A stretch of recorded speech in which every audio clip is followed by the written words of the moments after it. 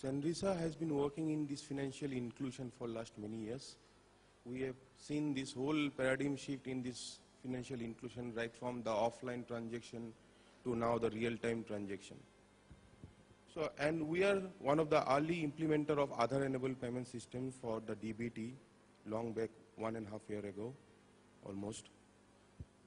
And we have been seeing every day, we are discussing with bankers, and I believe most of the bankers are also on the same opinion that every day there is a bombshell to them, right? Someday it is AEPS, what is AEPS? Some next day they come about the Aadhaar payment bridge.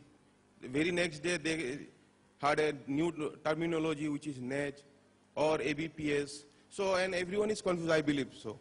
So, and to be very honest, what we see that at the end of the day, all these things is for the DBT or to remit the cash to the beneficiaries.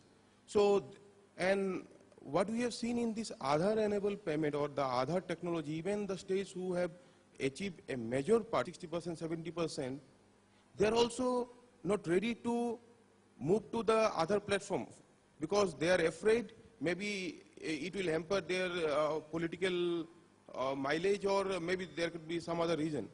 So now what we feel is there has to be a middle way round. I mean, we cannot move directly 100% to Aadhaar, nor we can avoid Aadhaar as a platform which is proven. So what we have been proposing to a lot of states is every state should have their own platform or what we call a government benefit gateway, where and I believe we have seen like all the states have the database of all the beneficiaries, right?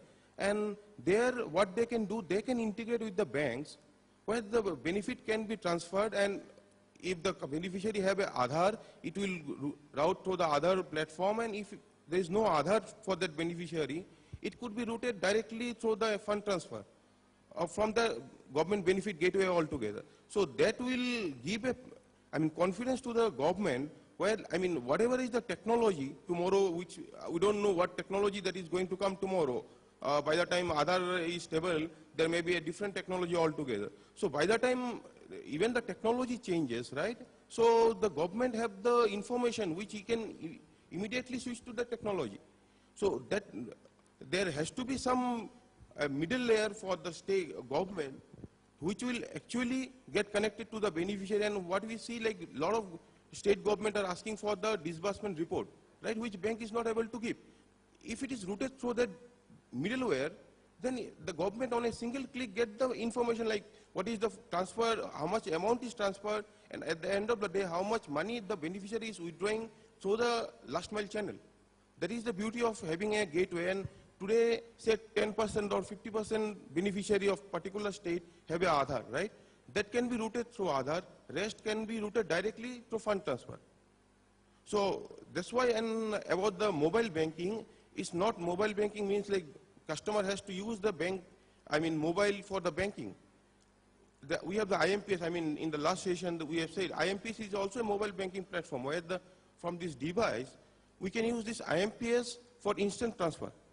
So altogether, Aadhaar, e-governance and mobile platform will definitely bring a difference, in this whole DBT or financial inclusion. That is my firm belief. Thank you.